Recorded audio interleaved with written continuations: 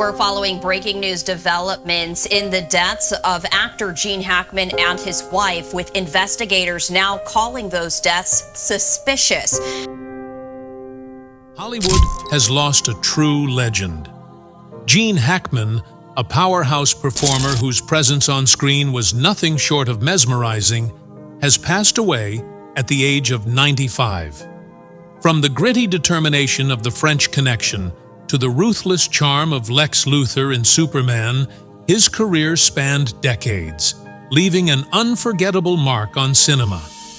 Fans knew him as a master of his craft, an actor who could command any scene with just a glance. But as tributes pour in, troubling details about his passing have surfaced, details that raise more questions than answers. Authorities arrived at his Santa Fe home to a scene that was anything but ordinary. His wife, Betsy, and their dog were also found dead under bizarre circumstances, with no immediate signs of forced entry or a clear cause of death. Was this a tragic accident, or is there something more to this story? Tonight, we look back on Hackman's incredible career and the unsettling mystery that now surrounds his final moments.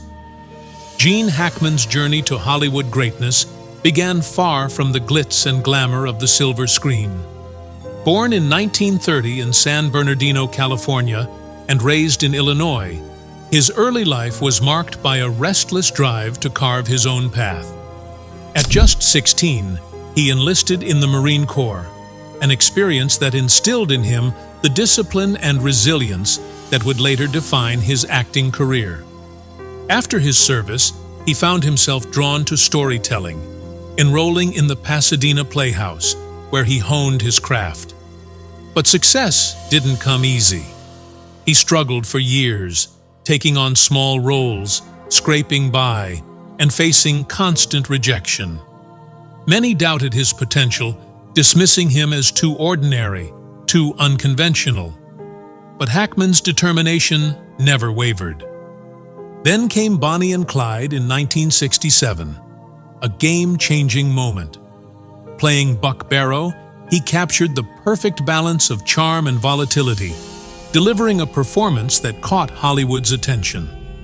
Suddenly, the industry took notice. It was the breakthrough he had been fighting for, and from that moment on, Gene Hackman was a name to be reckoned with. The 1970s cemented his place among Hollywood's elite. In 1971, The French Connection hit theaters, and Hackman's portrayal of Detective Popeye Doyle was electric. Gritty, intense, and utterly compelling, it earned him his first Academy Award for Best Actor. He had arrived, but Hackman wasn't one to be typecast. Just a few years later, he stunned audiences again in The Conversation, 1974, a quiet, cerebral thriller directed by Francis Ford Coppola. As a surveillance expert drowning in paranoia, Hackman gave one of the most haunting performances of his career. Then came Superman in 1978, where he completely redefined the comic book villain, bringing a sharp wit and a menacing charisma to the role of Lex Luthor. Whether playing a hard-nosed cop, a tortured loner, or a diabolical mastermind, he commanded the screen in a way few actors ever could. The 1980s and 90s were a testament to his versatility. He could shift effortlessly between tough, no-nonsense authority figures and deeply complex, emotionally charged characters. In Hoosiers, 1986, he played a struggling basketball coach trying to redeem himself, turning what could have been a simple sports film into something deeply moving. Then, in Mississippi Burning, 1988, he tackled one of the darkest chapters in American history, delivering a powerhouse performance that shook audiences. As the 90s rolled in, Hackman continued to prove why he was one of the greatest actors of his time. In 1992, Clint Eastwood's Unforgiven showcased him in one of his most chilling roles, the ruthless Sheriff Little Bill Daggett. It was a performance so raw, so layered that it won him his second Academy Award, this time for Best Supporting Actor. Not long after, he teamed up with Denzel Washington in Crimson Tide, 1995, creating an on-screen rivalry that crackled with tension. Then came Enemy of the State, 1998, where he played a former intelligence operative opposite Will Smith, blending action, suspense, and his signature gravitas. By the early 2000s, Hackman had nothing left to prove. He had given the world decades of unforgettable performances, but even legends know when to step away. In 2001, he delivered a career highlight with the Royal Tenenbaums, playing the eccentric and deeply flawed patriarch of a dysfunctional family, a role that perfectly captured his ability to mix humor and heartache. Then, in 2004, he made his final on-screen appearance in Welcome to Mooseport, a light-hearted comedy that, while not his most critically acclaimed work, was a fitting farewell for an actor who had done it all. And then, he walked away. In a rare move for a Hollywood star, Hackman retired from acting completely. No farewell tour, no slow fade, he simply left.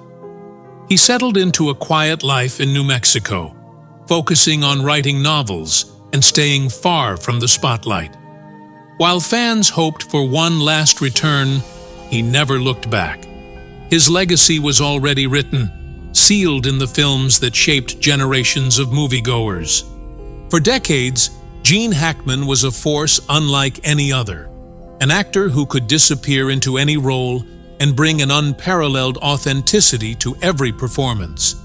He wasn't just a movie star, he was a storyteller, a craftsman, a legend. And even in his absence, his work continues to inspire. But now, with his passing, the world isn't just mourning an icon, we're left with unsettling questions about how his final days unfolded.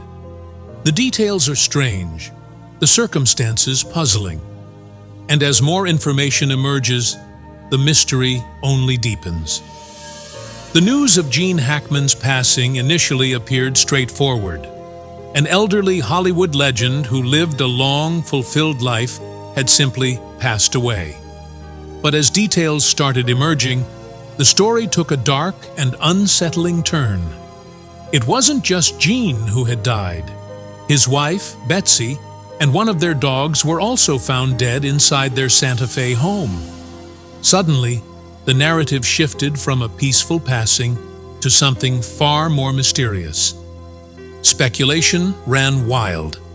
Was this a tragic accident, a medical emergency, or something more sinister? Authorities arrived at the residence to find an eerie scene, one that left them with more questions than answers. Betsy Hackman was discovered in the bathroom, lying near the counter. A space heater had been knocked over beside her, and prescription pills were scattered across the floor. Had she fallen? Had she reached for something and been hit by the heater? It was unclear. Even more disturbing was that her body showed signs of decomposition, suggesting she had been there for some time before being discovered. Gene was found in a separate room, fully clothed, with his sunglasses lying beside him. There were no visible injuries, no immediate signs of distress, yet something about his positioning made it seem as though he had fallen suddenly. Did he collapse due to a medical emergency? Did he try to reach his wife, but never make it in time? And then there was the dog, a German Shepherd, found lifeless inside the bathroom closet, while two other dogs roamed the house, seemingly unharmed. What had caused its death? Was it related to whatever took the lives of Gene and Betsy? Or had it succumbed to something completely different?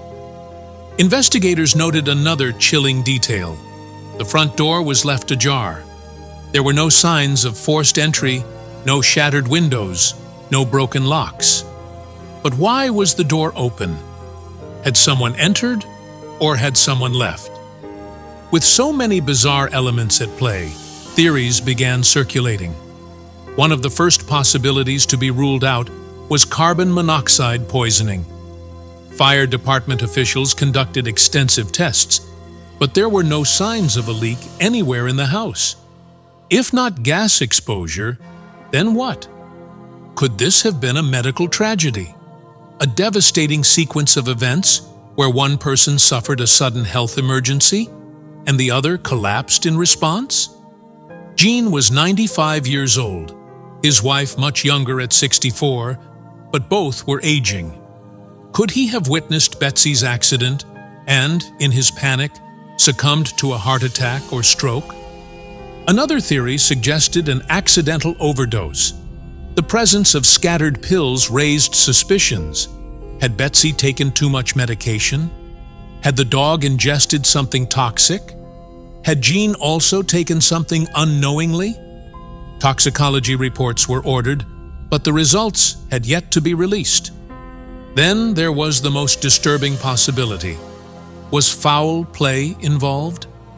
The unlocked door, the strange positioning of the bodies, and the unexplained death of the dog left some wondering if someone else had been in the house.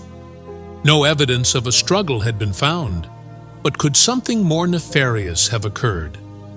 Was there an unknown visitor who left no trace? Authorities, while acknowledging the strange nature of the scene, maintained that there were no obvious signs of foul play. But even as investigators proceeded cautiously, the public was left questioning. How could a beloved actor and his wife both die under such peculiar circumstances? The official autopsy reports were still pending, and toxicology results could take weeks. In the meantime, the mystery only deepened. What really happened inside that home? Was this simply a tragic accident, a series of medical misfortunes, or was there an unseen hand in Gene Hackman's final moments? For now, there are more questions than answers. But as we wait for the truth to come to light, one thing is certain. Hollywood has lost an icon, and his final days remain shrouded in unsettling mystery. The news of Gene Hackman's passing sent shockwaves through Hollywood and beyond. Tributes poured in from actors, directors, and fans who had long admired his incredible talent, his dedication to his craft, and the lasting impact he left on cinema. Francis Ford Coppola, who worked with Hackman on The Conversation, reflected on his brilliance, calling him a true master of his art, a performer with unmatched depth and complexity. Viola Davis honored his ability to bring raw emotion to every role, saying, "He could be fierce, he could be vulnerable, he was one of the greats." Antonio Banderas shared a heartfelt message, mourning the loss of a legend who shaped generations of actors. George Takei described Hackman as a giant on screen, a man who could transform himself into anyone and make you believe every moment. And Josh Brolin, shaken by the news, simply stated, "I'm devastated. He was always one of my favorites. There will never be another like him." It wasn't just actors and filmmakers paying tribute. Fans across the world took to social media to express their admiration for Hackman's work. His ability to command the screen, to fully disappear into a role, made him one of the most respected actors of his time. From his Oscar-winning performances in The French Connection and Unforgiven to his unforgettable turn as Lex Luthor in Superman, he left behind a body of work that will be studied and celebrated for generations to come. What made Hackman so unique wasn't just his talent. It was his deliberate choice to walk away from Hollywood on his own terms. Unlike many actors who struggle with the idea of retirement, Hackman made the rare decision to leave the industry at the height of his career. After Welcome to Mooseport in 2004, he never returned to acting, never made a surprise cameo, never sought the spotlight again. He embraced a quiet life, spending his later years writing novels and enjoying his privacy in New Mexico. For years, fans hoped for one last performance, one final role that would bring him back to the big screen. But Hackman had already given the world so much, and he was content to let his work speak for itself. In a business that often demands constant reinvention and endless visibility, his complete departure from Hollywood was almost unheard of. That decision, much like his performances, set him apart. Hackman was never interested in fame. He was interested in telling great stories. And now, even in his absence, those stories continue to resonate. His performances remain timeless, his influence immeasurable. As the industry mourns his loss, one thing is clear. Gene Hackman was more than just an actor. He was a force of nature, a storyteller who could bring any character to life with effortless authenticity. His legacy is not just in the films he made, but in the actors he inspired and the audiences he captivated. Though his passing is heartbreaking, his work ensures he will never truly be gone. His performances, his dedication, his impact, they will live on, just as powerful as ever. And for that, the world of cinema will forever be grateful. For an actor as celebrated as Gene Hackman, his decision to walk away from Hollywood in 2004 was as surprising as it was definitive. At a time when he was still in high demand, with studios eager to cast him in new projects, he simply stepped away. No farewell tour, no grand announcement, he was done. And unlike so many actors who retire only to return for one last film, Hackman never looked back. But why? For Hackman, acting had never been about fame. It was about the craft, about storytelling. And after decades of intense roles and relentless work, he was ready for something different.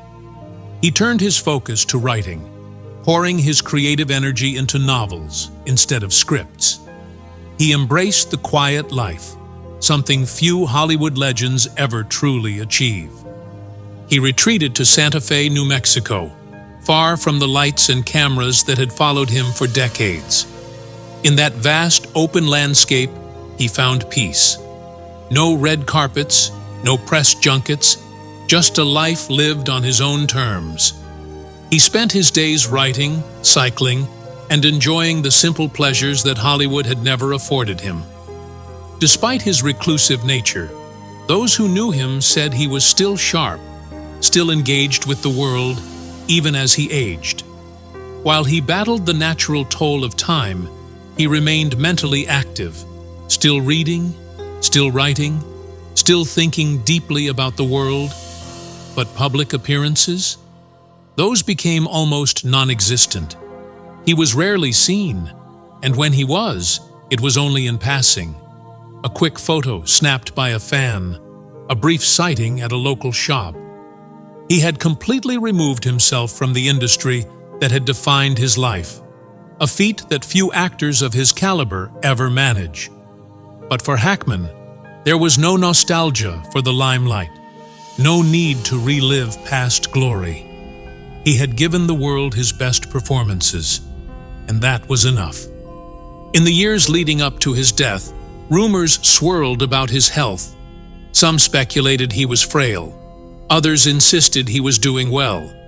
But the truth was, few really knew. Hackman had built a life where his privacy was respected, a rare accomplishment for someone of his stature. And now, with his passing, his life remains as much a mystery as ever. He was a man who lived on his own terms, disappeared when he chose to, and left behind a legacy that will never fade.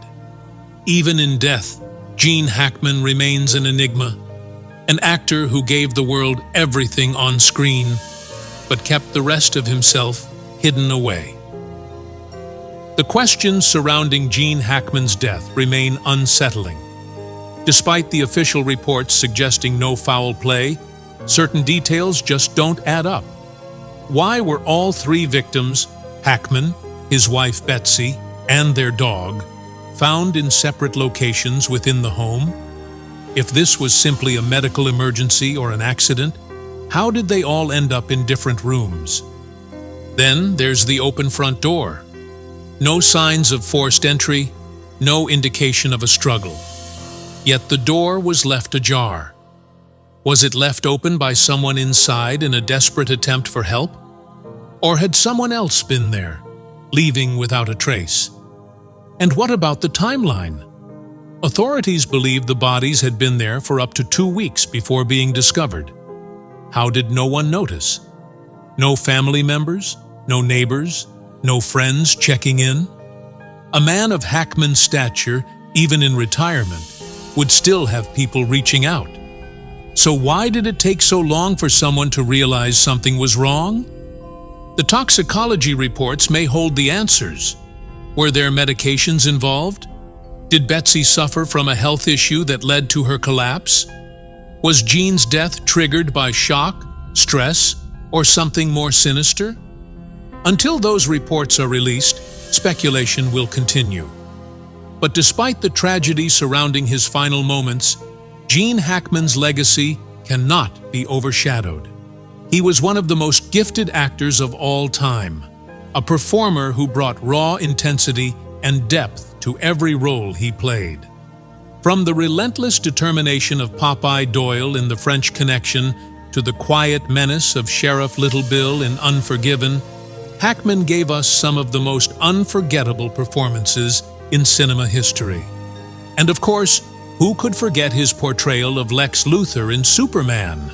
A character that could have easily been over the top, yet in Hackman's hands became both charming and dangerous. His range was unmatched. He could be a hero, a villain, a man struggling with inner demons, or an everyday figure trying to make sense of the world around him. Whatever the role, he made it his own. Even after stepping away from Hollywood, his impact never faded. Clint Eastwood, the legendary actor and director, has finally spoken out about the tragic passing of his longtime friend and collaborator, Gene Hackman.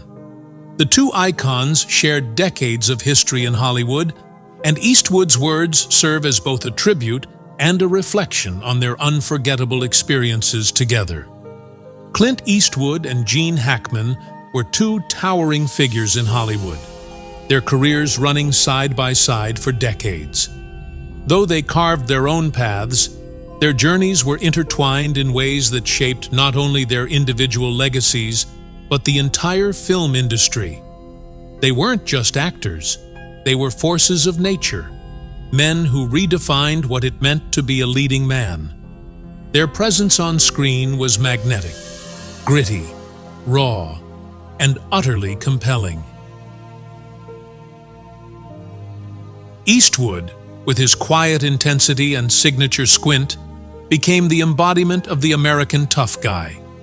Hackman, equally formidable, was a master of versatility, capable of portraying men of deep conviction, ruthless authority, or quiet desperation. Their careers took off in the late 60s and 70s, a time when Hollywood was shifting from the polished glamour of old to something more real, more visceral. They weren't just part of that transformation, they were leading it. Despite their separate rises to fame, the two men found themselves walking the same roads, sometimes as allies, sometimes as rivals. They shared an unspoken understanding. Both came from working-class backgrounds, both had spent time in the military, and both had clawed their way to the top through sheer determination. They didn't have the privilege of instant stardom. They had to fight for every role, every opportunity. Off-screen, they were known for their no-nonsense attitudes, men who didn't indulge in the vanity of Hollywood. They weren't the type to play into the celebrity spectacle. Instead, they let their work do the talking. Eastwood, famously a man of few words, carried that same demeanor into his directing. Hackman, though more openly expressive, was equally uninterested in the artificiality of fame. They had a mutual respect for each other's craft, recognizing in each other a dedication that few in the industry could match. Both men shared a love for authenticity. When they stepped into a role, they weren't just performing, they were living it. Whether it was Eastwood's hardened gunslingers or Hackman's deeply layered lawmen, their characters never felt like caricatures. They were real, flawed, dangerous, and compelling. That was what set them apart in an industry often obsessed with polish and perfection. Their careers intersected at key moments, sometimes in direct collaboration, sometimes in indirect competition. While Eastwood was making his mark in spaghetti westerns, Hackman was carving out a space in crime dramas and thrillers. When one dominated the box office, the other wasn't far behind with a critically acclaimed performance. They weren't just contemporaries, they were benchmarks for one another, constant reminders of the level of excellence required to stay at the top. Their friendship wasn't one that played out in front of cameras or on red carpets. It was quieter, built on admiration and professional respect. They didn't need to broadcast their bond. They understood each other without words. They were men of action, not spectacle. That was their way. As the years passed, their paths would continue to cross in unexpected ways, culminating in a project that would become one of the greatest westerns ever made.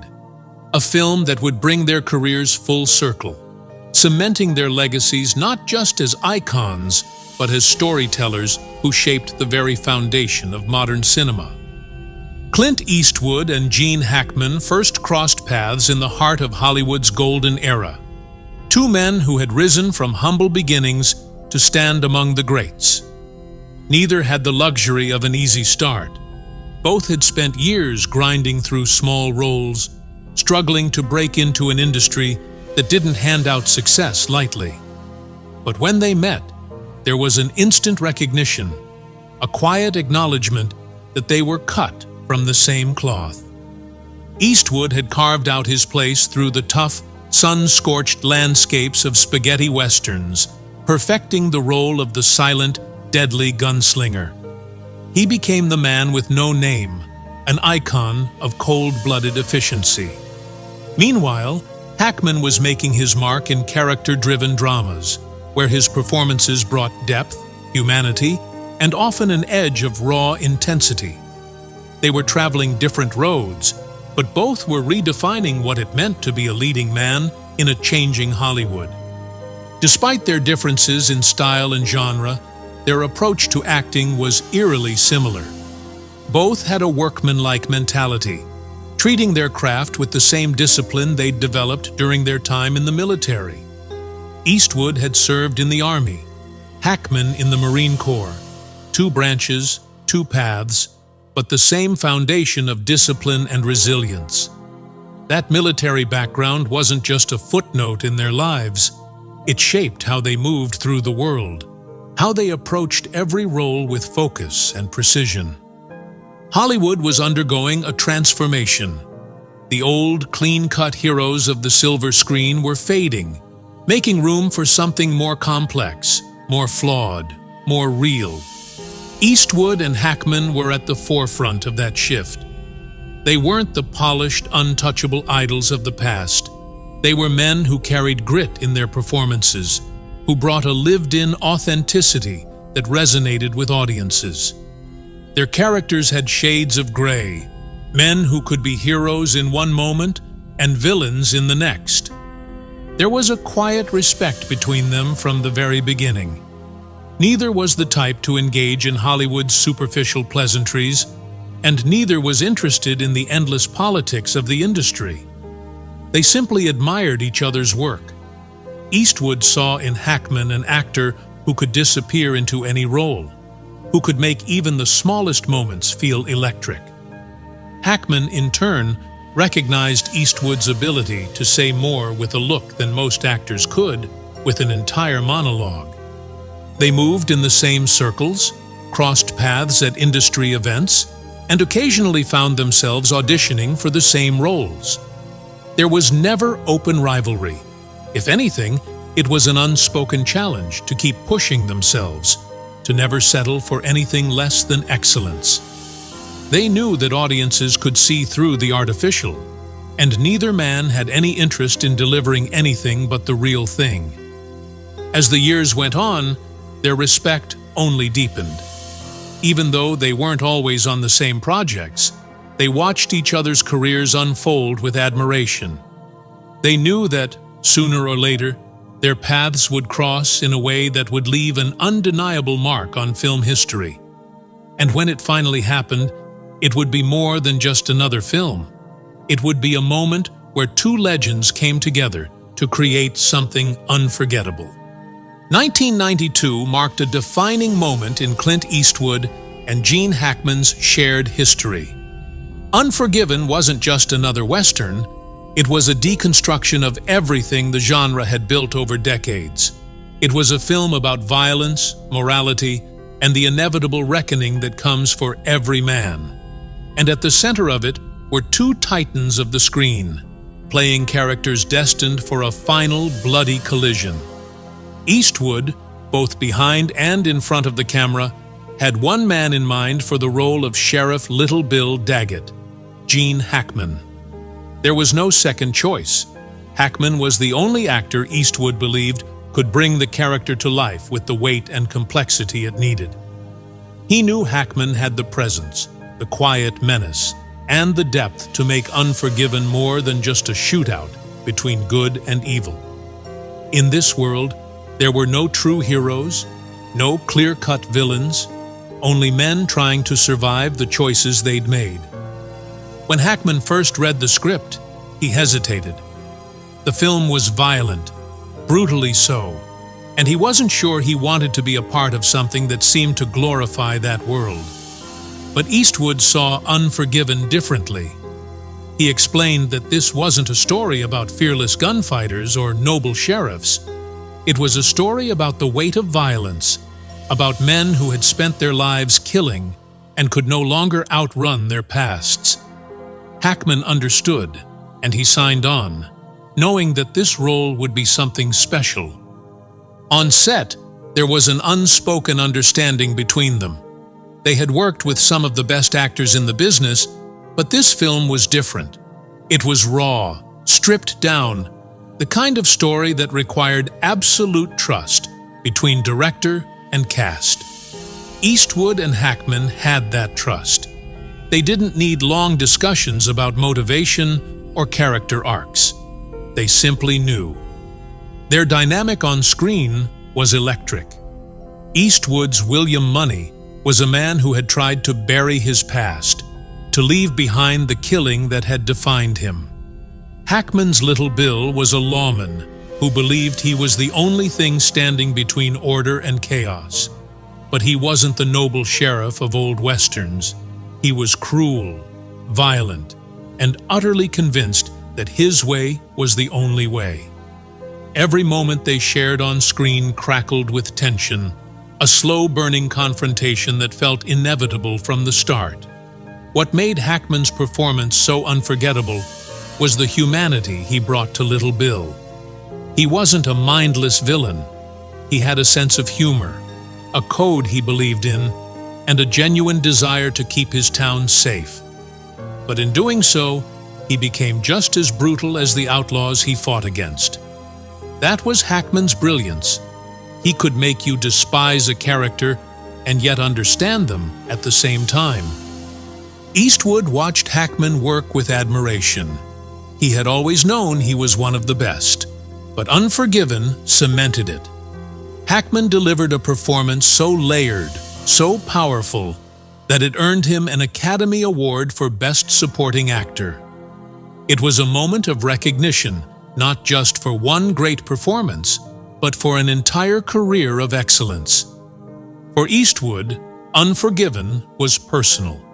It was his farewell to the gunslinger archetype, his way of closing the book on the kind of characters that had made him famous. And there was no one he would have rather shared that story with than Hackman. They had spent their careers shaping the modern Western, and with Unforgiven, they gave it one last, unforgettable chapter. Even decades later, Eastwood would call Unforgiven one of the most important films of his career.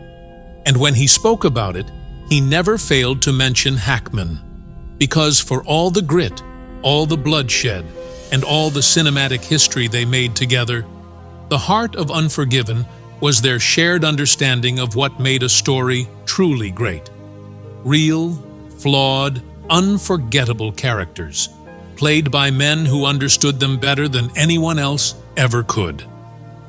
After Unforgiven, Clint Eastwood and Gene Hackman rarely shared the screen again, but their connection never faded. It wasn't built on public appearances or Hollywood events. It was deeper than that. It was a bond forged in respect, in the quiet acknowledgement that they were two of the last of their kind. They had both come up in an era where hard work was everything. They didn't rely on gimmicks or publicity stunts. They weren't interested in the politics of Hollywood or chasing trends. They came to set, did their jobs, and let the work speak for itself. It was an old-school mentality, the kind that separated legends from those who just passed through the industry. They didn't waste time with endless takes or overanalyzing performances. They trusted their instincts. They trusted the story. That trust in their craft created an unspoken rivalry, one not built on competition, but on a mutual drive to keep going, to keep pushing the limits of what they could do. For decades, they had watched each other rise, fall, and rise again. They weren't chasing awards or box office records. They were chasing longevity. It wasn't about being the best in the moment. It was about seeing who could keep going the longest, who could keep delivering performances that meant something. For Hackman, that journey came to an end in 2004. After a career spanning more than 4 decades, he quietly stepped away from acting. There was no grand farewell tour, no dramatic exit, just a decision to move on. He had done it all. He had played every kind of role, won every major award, and left behind a filmography that spoke for itself. Eastwood, however, wasn't ready to stop. Acting was in his blood, but directing had become his true passion. While Hackman found peace in retirement, Eastwood kept working, kept telling stories. He pushed forward, defying expectations, proving that age was just another challenge to overcome. Hackman's retirement surprised a lot of people, Eastwood included. It was rare for someone at the top of their game to walk away so definitively. But Hackman never second-guessed his decision. He had other interests, writing, painting, living life beyond the camera. For him, acting had been a chapter, not the whole story. Eastwood, on the other hand, couldn't imagine stepping away. His love for filmmaking never faded, and as long as he had a story to tell, he would keep going. That was their difference. Hackman had given Hollywood everything he had, and was content to leave it behind. Eastwood saw no finish line, no reason to stop as long as he could still bring something to the screen. Despite taking different paths, their respect for each other never wavered.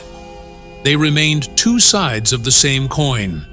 Men who had shaped Hollywood, who had built careers on talent and tenacity, who had nothing left to prove but continued to define their own legacies. Even though they no longer worked together, there was always the question, what if? What if they had reunited for one last film, one final story? But in a way, Unforgiven had already given them that. It was their definitive statement, their shared masterpiece. And so, their friendly rivalry lived on, not in competition, but in the knowledge that they had both done what so few ever could. They had stood the test of time.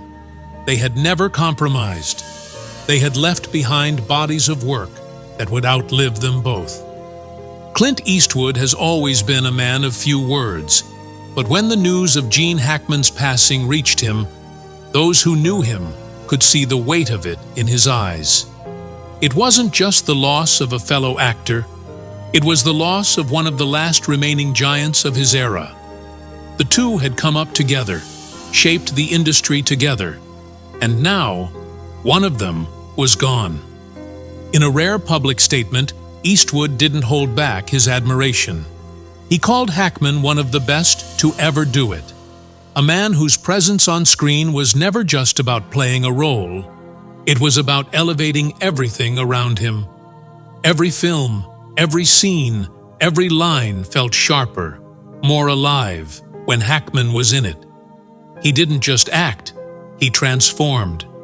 Eastwood spoke about Unforgiven with particular pride. That film wasn't just another project for either of them. It was a defining moment. It was about legacy, about closing a chapter on the Western myth they had both helped build. And it was a film where Eastwood had seen Hackman at his very best. In his words, Unforgiven was one of the proudest moments of my career, not just because of what it meant for him, but because of what Hackman brought to it. But Hackman's impact wasn't limited to the roles he played. Eastwood reflected on the man beyond the screen, the one who had a deep love for history, for storytelling in all forms.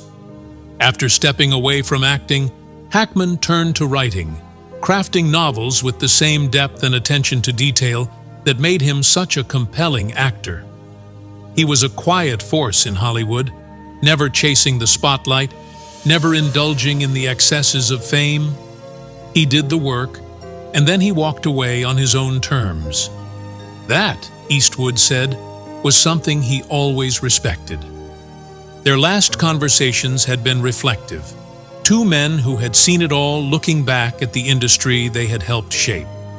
They had watched Hollywood change, watched the old ways fade and new faces take over. But through it all, their bond remained, silent but unshakable. Now, with Hackman gone, Eastwood found himself looking around and realizing how few remained. The generation of actors who had built Hollywood into what it was, men who didn't just act but embodied a different kind of artistry, was disappearing. And that, more than anything, was what hurt the most. Still, Eastwood knew one thing for certain. Hackman's legacy wasn't just in the films he left behind. It was in the way he approached his craft, the way he never settled for anything less than great. It was in the countless performances that would continue to inspire long after the man himself was gone. For Clint Eastwood, the world of cinema had lost one of its true legends. But legends don't fade. Not really. And as long as people continued to watch Unforgiven, The French Connection, and every other masterpiece Hackman had touched, he would always be there. Gritty, unforgettable, and as real as they come. With Gene Hackman's passing, another chapter of classic Hollywood closes. The men who built the industry through grit, talent, and relentless work ethic are becoming fewer with each passing year. The golden era of tough, uncompromising actors, those who didn't rely on spectacle but on sheer presence, is fading into history. Clint Eastwood has seen this happen before. He's watched friends, co-stars, and contemporaries leave one by one. He knows it's inevitable. But that doesn't make it any easier. Hackman wasn't just another name in the credits. He was part of something bigger, a generation of actors who didn't just play characters, but embodied them. They weren't concerned with fame or accolades. They cared about the work. They cared about telling stories that mattered. Eastwood understands that the industry has changed. The way films are made, the way performances are shaped. It's a different world now. But Hackman's legacy, like that of the greats before him, isn't tied to trends or fleeting moments of recognition. It's carved into the foundation of cinema itself. His performances aren't relics of the past. They're masterclasses in storytelling, lessons for anyone who wants to understand what true acting looks like.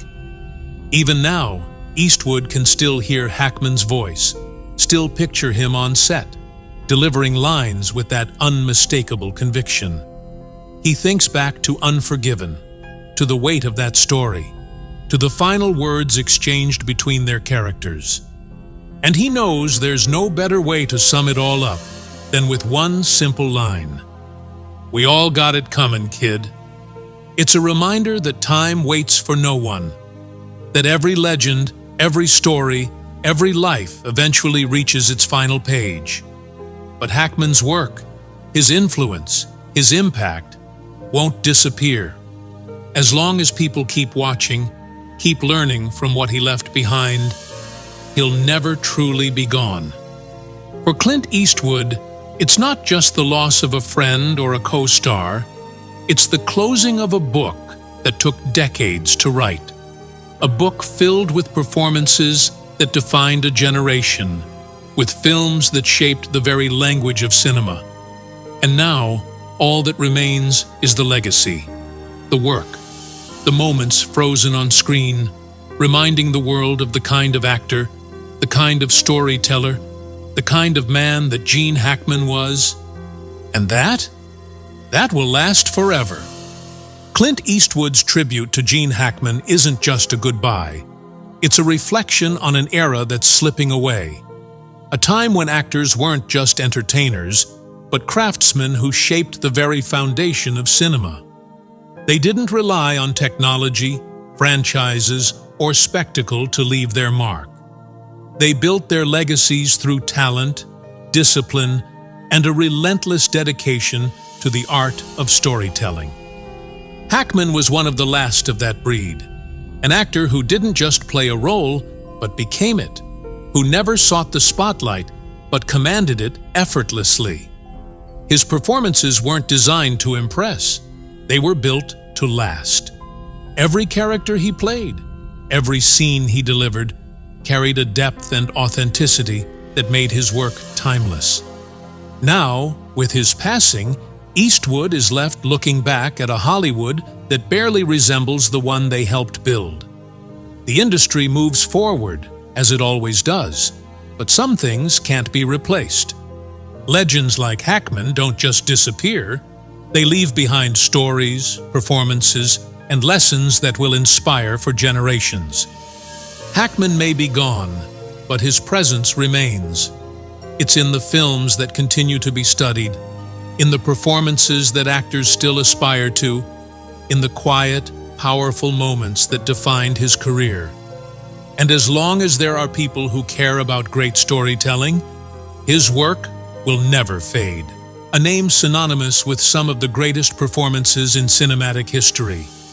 A career spanning decades, from gritty crime dramas to intense thrillers, earning him 2 Academy Awards and the admiration of millions. But in his later years, he stepped away from the spotlight, choosing a quieter life away from the glitz and glamour of Hollywood.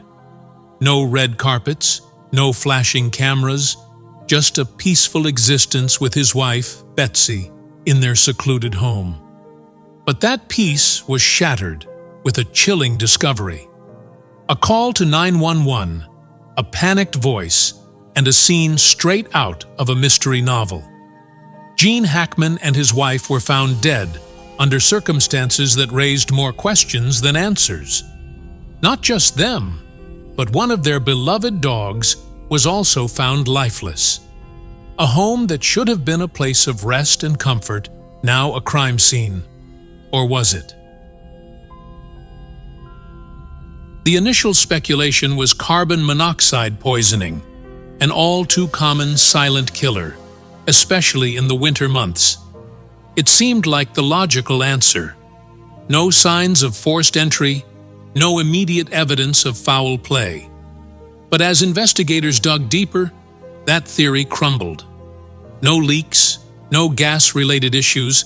Something else happened in that house. The details only got stranger. The front door? Reportedly wide open. Gene? Discovered in the mudroom, as if he had fallen. Betsy? Found in the bathroom, pills scattered around her. A portable heater nearby, adding another layer of mystery.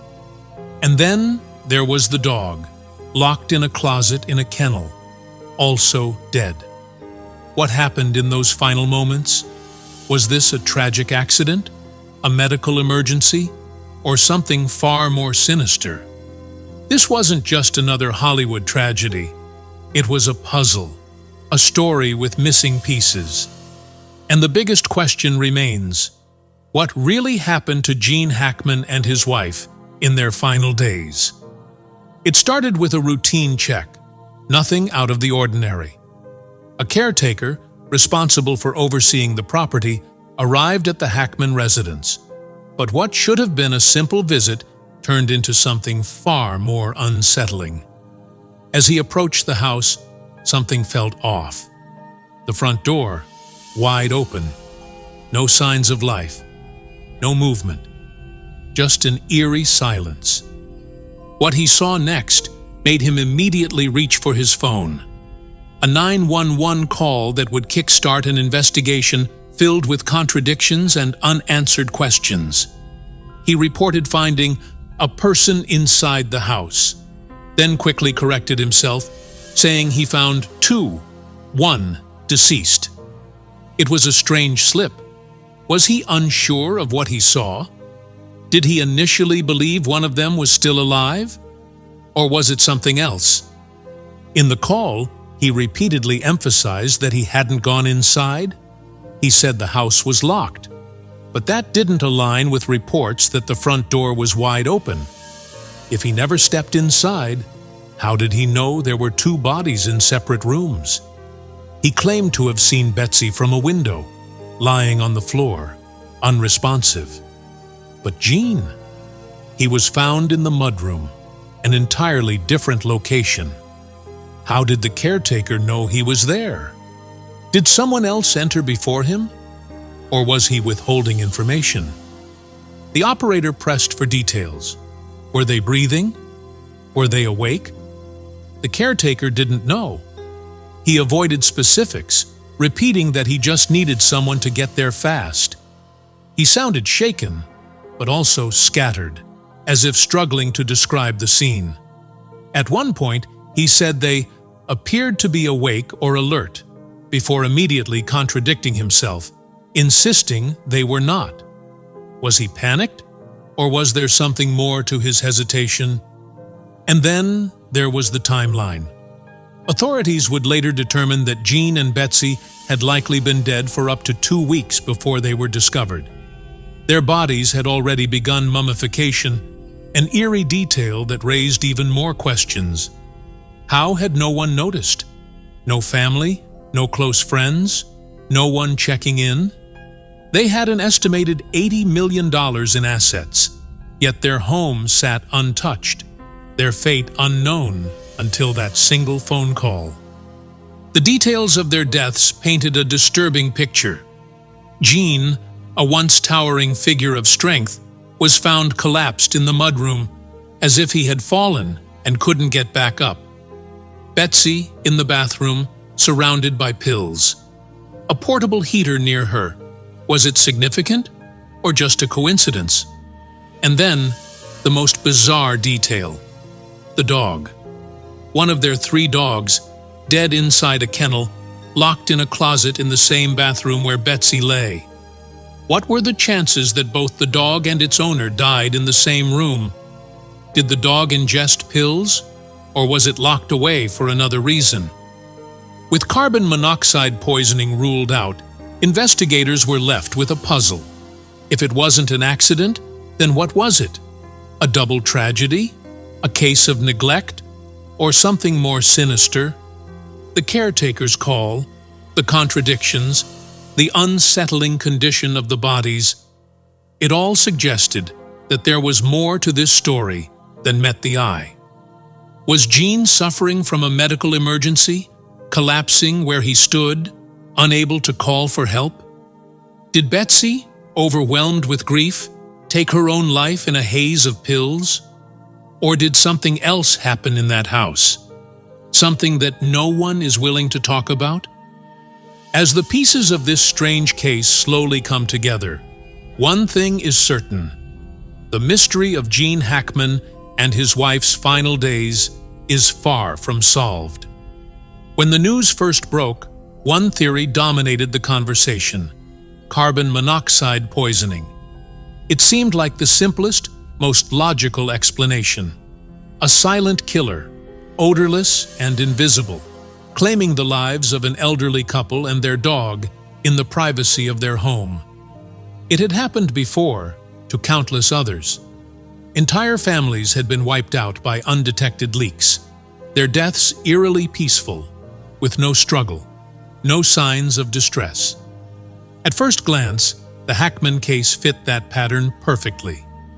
Jean found collapsed in the mudroom, Betsy lifeless in the bathroom, their dog locked in a closet, also dead. No reports of a break-in, no immediate signs of violence.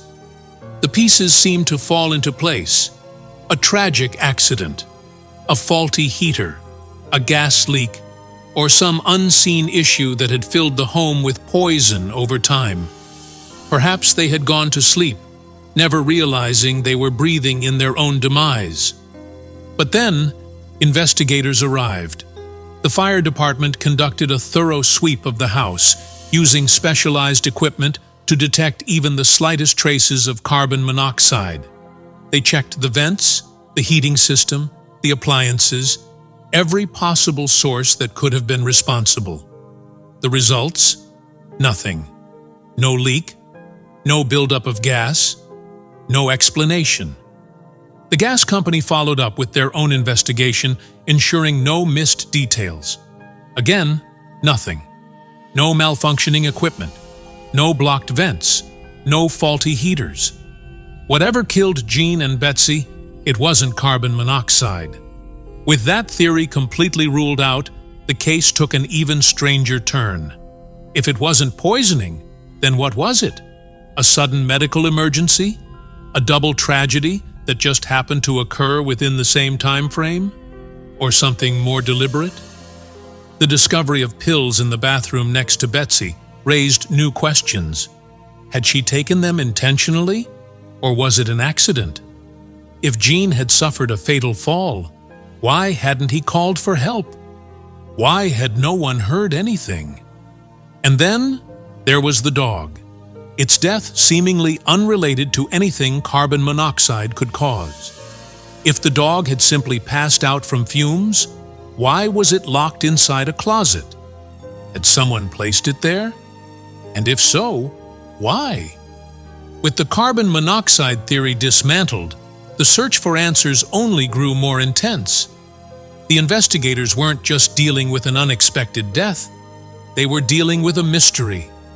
A case where nothing made sense, where each answer led to more questions. Gene Hackman, a man who had spent his life commanding the screen, was now at the center of a real-life drama. And the truth behind what happened inside that house was still waiting to be uncovered.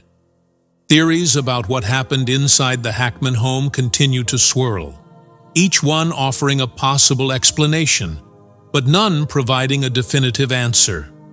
Without clear evidence of foul play, investigators and the public alike have been left to piece together the final moments of Jean and Betsy Hackman. Was this a tragic accident? A series of unfortunate events? Or was there something more to this story? Something hidden beneath the surface? One possibility is a medical emergency followed by suicide. Gene Hackman was 94 years old. Though he had stepped away from the public eye, it's well known that he had battled health issues in the past. Could he have suffered a fatal fall, a stroke, or a heart attack, collapsing in the mudroom with no one there to help him? If Betsy found him like that, helpless, unresponsive, could she have made a devastating decision in a moment of overwhelming grief? The scattered pills in the bathroom suggest a deliberate action, but if that were the case, why was she found in a separate room? Wouldn't she have wanted to be by his side? Wouldn't she have called for help first? The details don't entirely line up, leaving gaps in the theory that are difficult to ignore. Then there's the argument-turned-tragedy theory. A heated dispute escalates. Perhaps over something trivial, perhaps over something more serious. In a moment of anger, one pushes the other, and an accident becomes irreversible. Could Gene have fallen and hit his head? Did Betsy panic, realizing what had happened? If she believed she was responsible, could she have spiraled into despair, resorting to pills as a way to escape the unbearable guilt? If so, does this explain why the dog was locked in the closet, an attempt to keep it away from the chaos?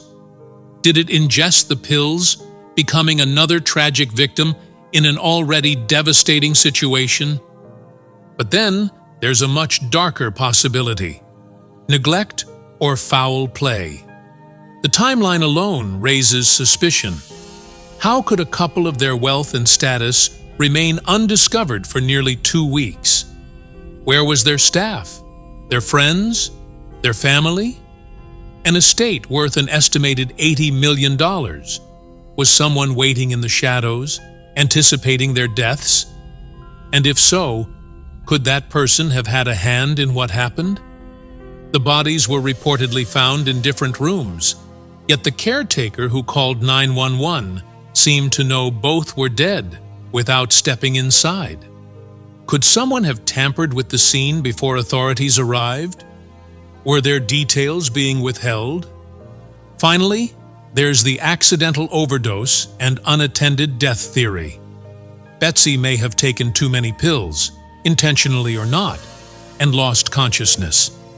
If Gene found her, but was unable to help, whether due to his own declining health, a medical emergency, or simply confusion, could he have tried to reach for help, but collapsed before ever making it out the door? If this was the case, why was there no record of an emergency call from either of them? Why hadn't anyone in their circle checked in when they went silent for days? Each theory provides pieces of the puzzle, but none fully complete the picture. And with the evidence as fragmented as it is, the truth behind Gene and Betsy Hackman's final days may never be known. What really happened inside that house? Was this simply a tragedy of old age and circumstance? Or was there something more? Something waiting to be uncovered? Despite the shocking nature of Gene and Betsy Hackman's deaths, one thing has stood out as particularly unusual: the overwhelming silence from those closest to them. In the aftermath of their passing, only one of Hackman's 3 children has publicly acknowledged the tragedy. The others?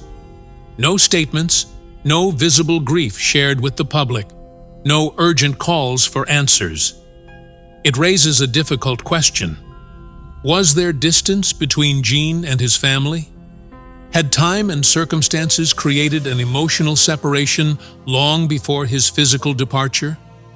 For a man of his stature, one would assume a tight-knit support system, a network of loved ones and caretakers ensuring his well-being. But the reality appears to be something different. If Gene and Betsy had been left alone for nearly 2 weeks without anyone realizing something was wrong, what does that say about the level of contact they had with their family and friends? Was this a case of estrangement, or simply a byproduct of an aging couple retreating from the public eye, living out their final years in solitude? Then there's the question of the house maintenance workers. A property like theirs, worth millions, would likely have routine upkeep, landscaping, security, general house checks, yet no one sounded the alarm for days. Why? How often did workers actually come by? Was it once a week? Once a month? If they had been checking the home regularly, wouldn't someone have noticed something off? A smell? A lack of movement? A front door left ajar? Yet, for almost 2 weeks, the house remained undisturbed, and no one seemed to notice. It also begs the question, who else had access to their home? Did they have a housekeeper, a nurse, a personal assistant? If so, why hadn't they checked in? And if they didn't, was it by choice? Did Jean and Betsy deliberately keep their circle small, limiting outside contact? Or was there another reason no one came looking for them? And then there's the money. $80 million in assets. A fortune that could change hands overnight. Could that have played a role in their isolation? Had they grown wary of people around them, unsure of who they could trust? Or worse, had someone been waiting for them to pass, knowing that time was on their side? The silence from the family only deepens the mystery. Were they avoiding speculation, trying to grieve privately? Or was there something more complicated beneath the surface? A strained relationship? A history of distance? Or simply a case of an elderly couple who had become accustomed to being on their own?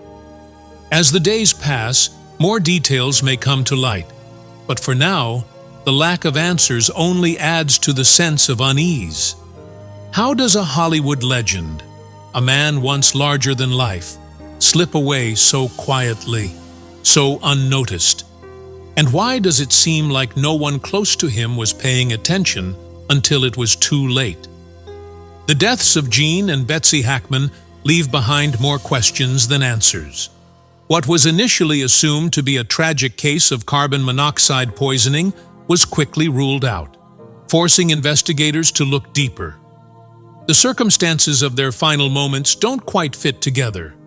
Jean found in the mudroom, Betsy in the bathroom with pills scattered on the floor, and one of their dogs, locked away in a closet, also dead.